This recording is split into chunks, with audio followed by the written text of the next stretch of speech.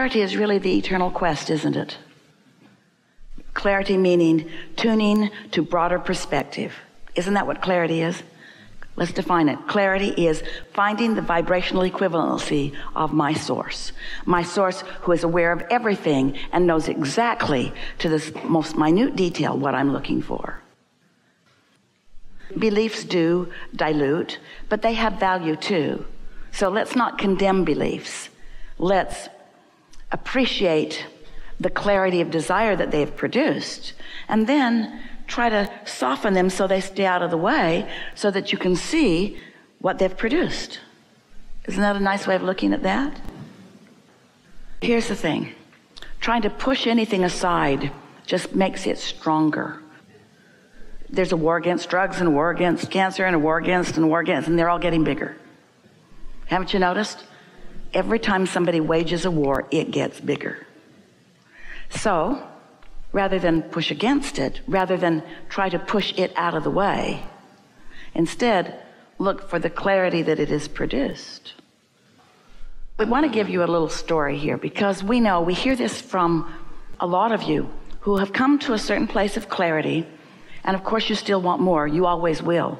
It's an eternal quest, evolution. Since we are all eternal, more must be understood and embraced. So there's no standing still and there's no going back. So going with the flow of expansion is a really good thing. But there is a strong human attitude that you were raised in different belief systems that now you're trying to push aside. And that'll get you nowhere. Look at it this way. Let's say that you stepped into a vehicle and it wasn't awesome by today's standards, but it was awesome by that day's standards. And you stepped in it and you moved forward in it for a while. And then you looked over and there was something much more in sync with your now desires and understanding. So you stepped into that and off you go for a while. And then after a little while you see another and you step into that and off you go. But you don't want to condemn the vehicle that took you to that one, that took you to that one, that took you to that one, that took you to that one, that took you to that one. It's all part of the evolution. You don't want to stand where you are and ever feel regret for how you got here, because that makes where you are full of resistance and makes you less open to the receiving that could be there right where you are. Let's chew on this just for a little bit. We want to put all of you at ease relative to your emergence into this physical body in this time and space. So we started this conversation with just the best word ever, the word clarity. And we identify that clarity is alignment with the whole of you. And clarity is about focus. So you were born into an environment, we're talking about the whole earth experience, of enormous variation and diversity. Oh, it's just beautiful and perfect and balanced. Understanding, you made the decision to come deliberately because you understood that out of all of that would come your opportunity to come to your own decisions and desires. So you weren't pushing against anything that was here. Not one of you said, I'll go, but clean it up before I get there.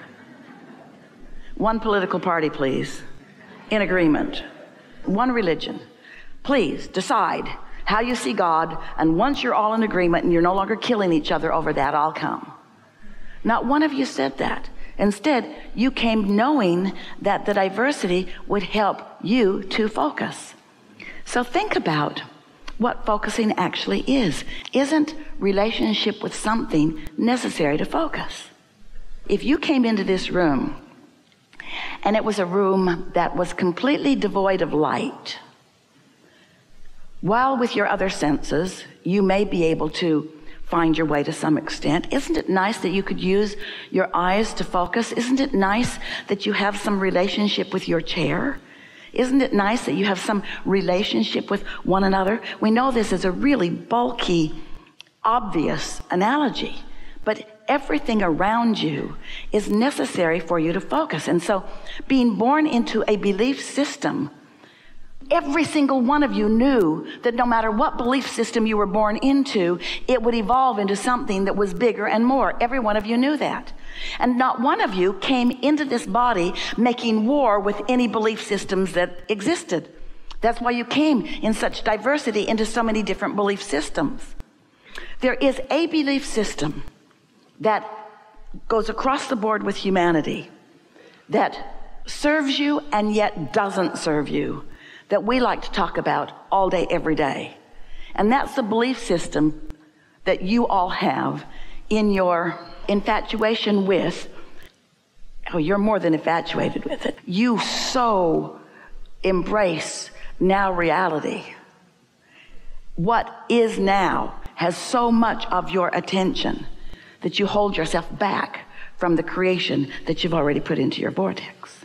There's the you who is under the influence of the whole of who you are, and there's the you who may be influenced by other humans who are insecure. And what we're saying to you is, even if you were born into an environment of insecurity, where they sought to control you and it was fear-mongering and they warned you against all kinds of things, still, there was value in the focus that provided for you, because out of that was born clarity of who you really are and lots of impulses from your inner being. And so believing in yourself, when you say that, what we mean by that is getting a whiff of what your inner being, the total you, really knows about this. And when that happens, when you really hook up with who you really are, you don't feel one bit of impulse to push against one bit of anyone. When you're really tuned into who you are, it's only their assets and their positive aspects that your inner being ever focuses upon. That's the big benefit of your inner being. We're going to say something to you, and you're going to repeat it, and when you do, we're going to deny it. No, we won't deny it. But we want to get your attention with this, and so we're going to say something. Esther's already formulated the words for it, so here they come.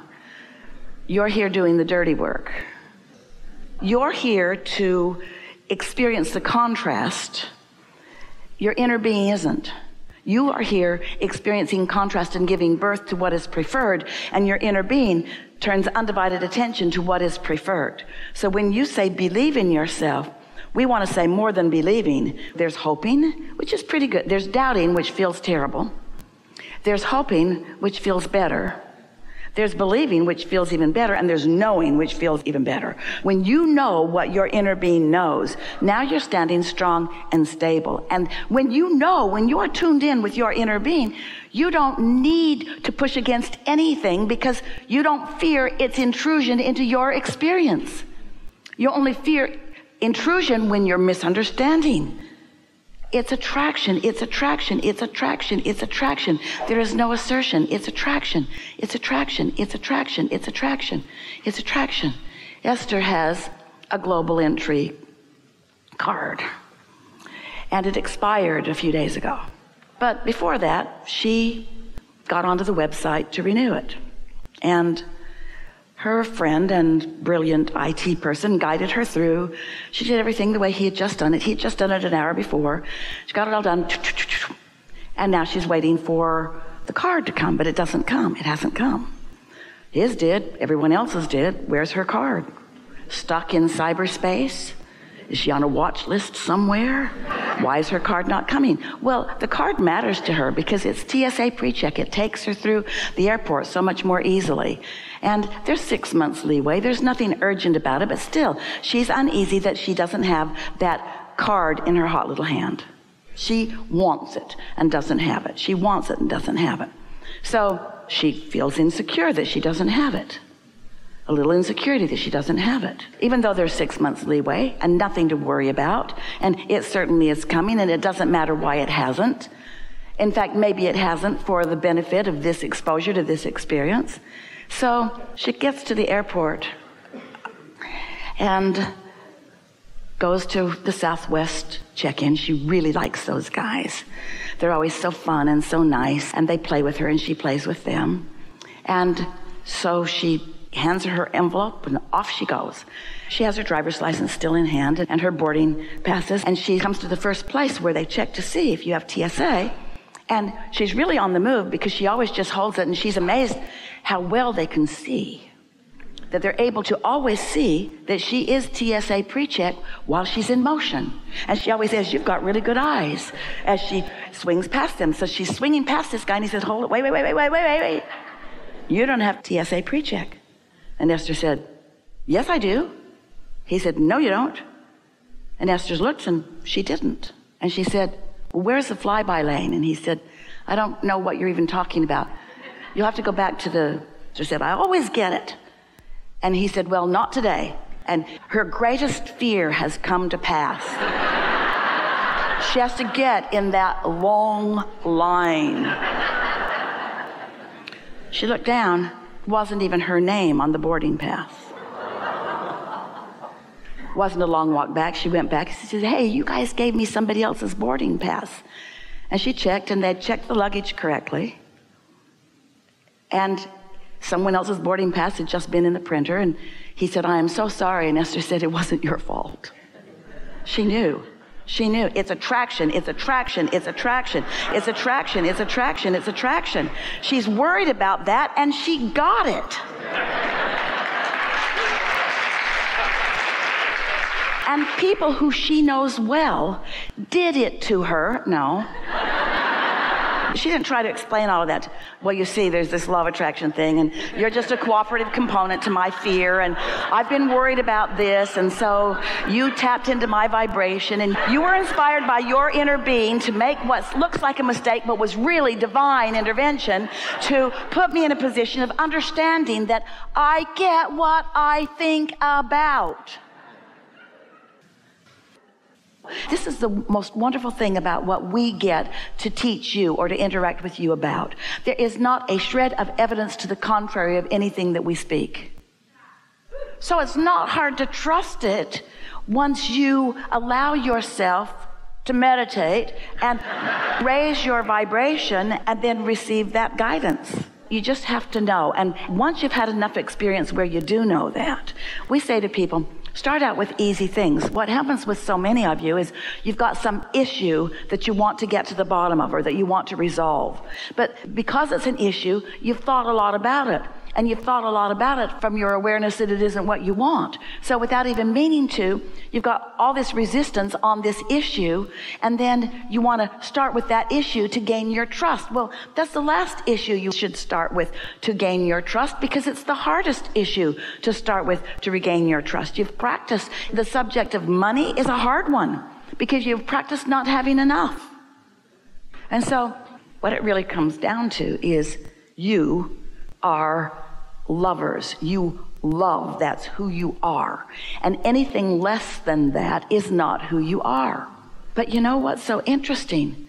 Wherever you stand, you often believe you are right. And even if you don't feel love, you still think you're right. You think you're right, but you're not in sync with Source, so you don't feel love. And so it's not paying off for you because you're missing some important elements. You can't be in hate or anger or frustration or doubt and be practicing alignment. You can only be in love and appreciation and positive expectation and fun and lightheartedness, you see. When something happens and you're able to make the correlation between what you've been expecting and what comes, a lot of people who are not tuned in, tapped in, turned on, they can't get past your expectation. So your expectation evokes from people. In other words, that's what the law of attraction is. It's attraction, it's attraction, it's attraction. So you get what you think about, which means you come to trust those outcomes. But it's only when you factor in your alignment factor that you really have your ability to deliberately create. Nice to know, isn't it? Yeah.